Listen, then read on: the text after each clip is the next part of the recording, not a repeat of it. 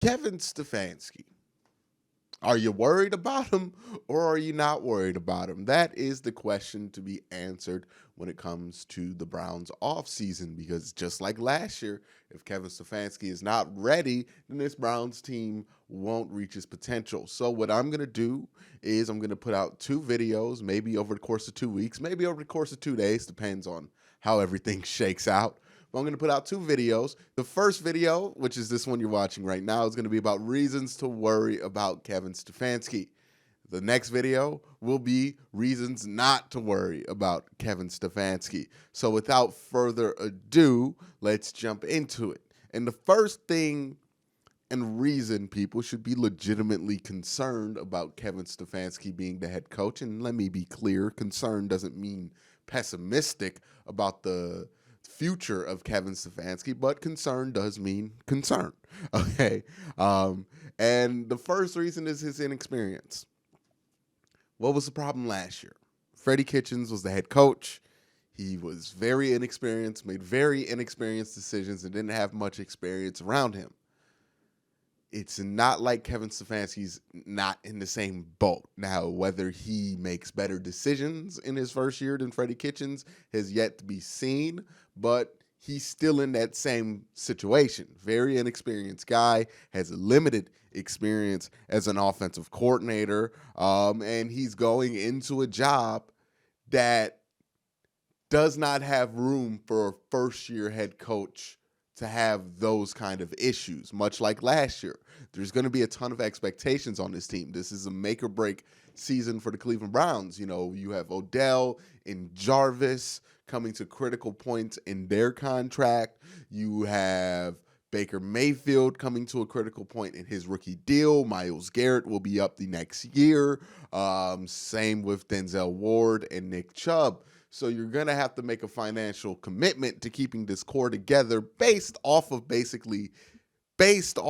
year. So if this team does not pan out, then, you know, it really won't be a surprise to see Jarvis and Odell gone, because it wouldn't make sense. Baker Mayfield, will he even get a fifth year if he stinks again this year? You know, that remains a big question to be asked. And then with Myles Garrett, does he become worth the money that you're going to sign if you're going to rebuild? You know, it's going to be a huge question. There are a lot of things on the line this season that can't be pushed back till next year. You can't wait till next year with these things because they're contracts, and also you're kind of expecting a first-year head coach with limited experience as a coordinator to not have first-year head coach problems in a situation where he can't have first-year head coach problems. And I don't know how realistic of an axe that is from management to Kevin Stefanski. I don't know if he's being set up in a good situation. And also, if you look at the history in the Minnesota offense, they weren't drama-free last year. They had a ton of injuries, and they cobbled together a lot from those injuries, but they weren't drama-free. Stephon Diggs had his whole issue with the team and whatever that was. Adam Thielen had to kind of clean things up, but there was a huge level of distance between Kirk Cousins and the wide receiving room during the season. So again, Stefanski does not have this amazing track record behind him that gives you so much confidence that he's going to be able to do this in his first year. And you're kind of expecting him to do that, and I do think that's a concern. The next thing I'm worried about with Kevin Stefanski is Odell Beckham in a Shanahan offense. Now, Shanahan's offense has worked magic for a lot of guys, but generally they're not guys like Odell Beckham, guys who are supposed to be number one all-time kind of wide receivers. When Kyle Shanahan was in Cleveland, he worked a lot of magic with like Andrew Hawkins and Taylor Gabriel. Now, granted, he did have a lot of success in Atlanta with Julio Jones, but Julio Jones is a completely different beast than Odell Beckham. Julio Jones is somebody who can get the body position and the hops to just kind of get the ball whenever he wants it. Odell's not that kind of a guy. He still relies on timing routes and getting open kind of in a traditional way. So that's going to be an interesting one. And again, Stefanski had Thielen and Diggs in Minnesota, and they both didn't have impressive numbers in Minnesota last year. Now, again, Thielen was injured for a little while. So that's why his numbers are so low. But if you just compare what Thielen and Diggs did to what Jarvis and Odell did, you see that the production there is much less from a yard standpoint than what, the Browns are able to get from a dysfunctional offense out of those two wide receivers. So it's going to be interesting to see how this Shanahan offense takes advantage of not only getting the ball to Austin Cooper, not only getting the ball to Kareem Hunt and Nick Chubb out the backfield, but getting the ball to Odell and Jarvis. That's going to be a huge task on him, especially within the framework of what it looks like a Shanahan offense. The third thing I am worried about when it comes to Kevin Stefanski is his offensive and defensive staff. So I'm talking about his offense and defensive coordinator. Joe Woods is experienced. I don't want to say he's not experienced. He's an experienced defensive coordinator, had a couple great years in Denver. I'm confident that he can do the job here from the defensive coordinator standpoint. What I'm worried about is Alex Van Pelt. Now, I've heard great things about Alex Van Pelt as a position coach. But as a offensive coordinator, he's only had the 1 year of experience in Buffalo where he was not very good at all. And you worry about the head coach being somebody with limited offensive coordinator experience and not the offensive coordinator being somebody with limited offensive coordinator experience. And, I do worry if they're going to be able to put their heads together to create a proper offensive coordinating experience when they don't really have much experience to draw from. There's not going to be a lot when it comes to leadership in that area. Now, there is one person they could lean on, but I have a ton of questions about that person. We'll get to that later in the video. So, I do worry about the staffs. Joe Woods is a good enough pick. He should be able to get something done with Myles Garrett and maybe a few extra pieces you get in the draft. I'm not as worried about that. I'm worried about the run-stopping ability of this defensive line, but hopefully they address that in the draft. I'm not worried about Joe Woods as a coordinator and his experience level. Alex Van Pelt, completely different story. Who's going to be calling plays? Who's qualified to call plays at that point? Because I don't think Kevin Stefanski has done enough as an offensive coordinator to be a head coach and a play caller, but Alex Van Pelt, this is essentially what his second year as an offensive coordinator. Do you trust him with that much responsibility out the gate? It's not normally a common thing for an offensive coordinator to have in his second year play calling ability.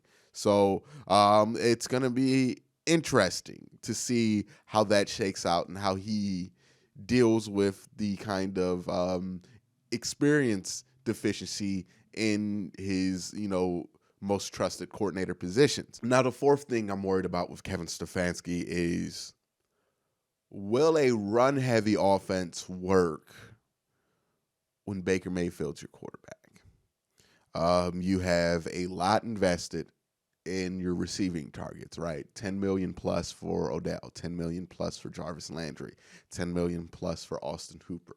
So as much as people think they're going to run the ball, you have over $30-40 million invested in passing the ball on top of a number one overall pick in Baker Mayfield. So the Browns are going to throw the ball.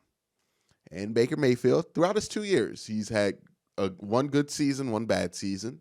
But in both seasons, the common denominator is that he throws a lot of interceptions. He turns the ball over. That's just Baker Mayfield's thing. And my question is, if you're going to build an offense around the run game, can that be sustained with Baker Mayfield as your quarterback and somebody who, when they drop back, could turn the ball over very easily? Because we have seen when run-heavy teams start to turn the ball over, that is a death sentence for them. It's the only reason the Browns were able to beat the Ravens in Week 4. It's the only reason the Titans were able to beat the Ravens in the playoffs. When you are a run-heavy team and you start turning the ball over, you start to handicap your ability to score. Look at the Titans when they fell behind an AFC Championship game. You just couldn't keep up. So when you're going to be a run-heavy offense, you have to be reliant that your quarterback isn't going to turn the ball over. How much can we trust that Baker Mayfield, even in a good year, doesn't turn the ball over enough to start to hurt his offense a little bit? And I'm not a Baker Mayfield hater by any means, but we have to be realistic. it seems like he's going to throw interceptions in the NFL. That just seems like something that he's going to do. He didn't do it a lot in college, but in 2 years in NFL, he's thrown a ton of interceptions. You have to admit that. He was second in his rookie year among the league in interceptions, I believe. He was second this year.